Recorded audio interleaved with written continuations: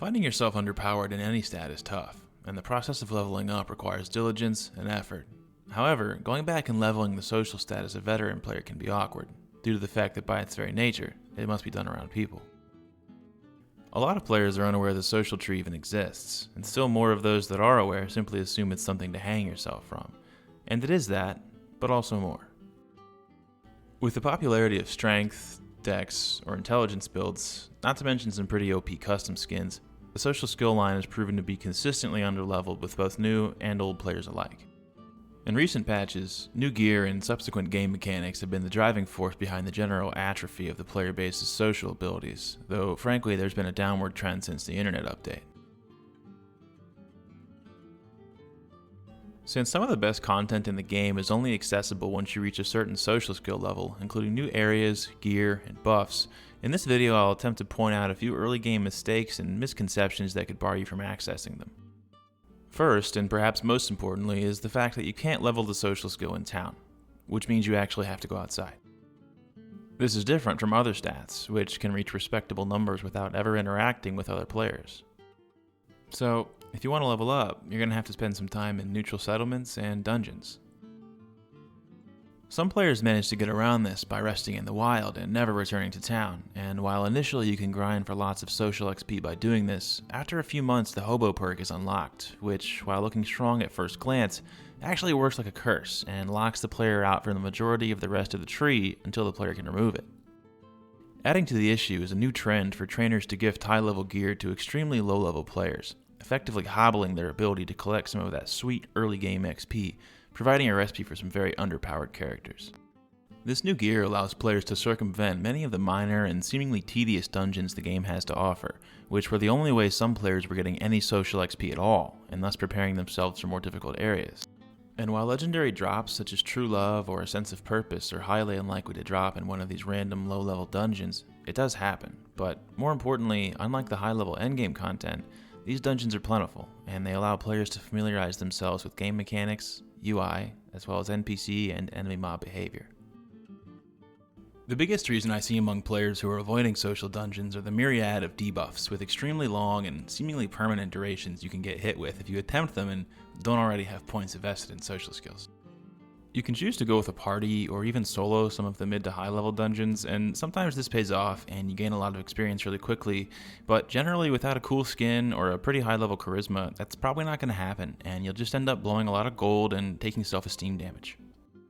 And it's true that some of the vendors in the area sell items that improve the player's experience and make it seem like you've quickly gained a bunch of levels, but this isn't true, and you haven't actually gotten better at talking to people. Not to mention they temporarily prohibit the player from actually gaining social XP until they wear off. After having to retreat from a social dungeon, I've noticed players often make the mistake of AFKing in town, expecting the debuffs or even curses to wear off on their own, and when they don't, many players assume this to mean that their characters picked up a semi-permanent negative status effect, such as depression or anxiety, or perhaps that they've been bugged from the start.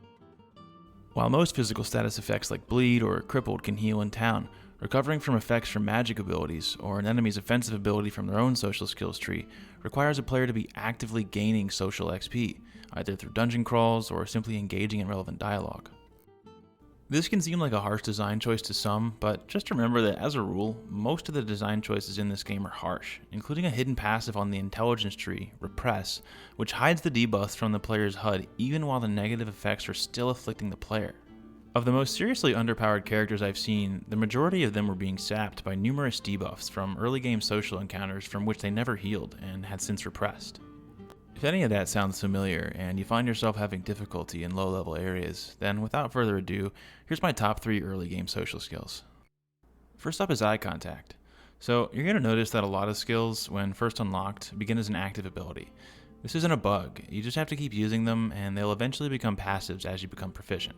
Starting with eye contact is a good idea, not only because it's a prerequisite for nearly every other skill on the tree, but because it's got a lot of bang for your buck. Eye contact is used by professional players at every stage of the game, from early all the way through to late game, and you can pick it up around level 1 as one of your starting skills. Eye contact really shines when used in conjunction with skills like Eloquence or a high-level Flirt.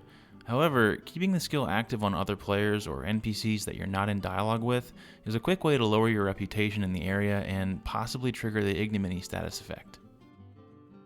Next up is the active ability Pleasantries. You're going to have the option to unlock this ability somewhere around level 3 or 4, right around the time the tutorial ends and the game has forced you to pick a language. Now, this is a skill like many in the game, with lots of ranks to be reached past unlocking it. This means the skill cap is essentially as high as you want it to be. Some players totally ignore this skill, while others only put in a handful of points before moving on to some of the more interesting abilities. But what many players don't realize is that Pleasantries, similar to eye contact, is meant to be used as part of a combo, as just opening up with a skill like Flirt on its own almost never works. My final pick for essential early game social skills is Keen Observer.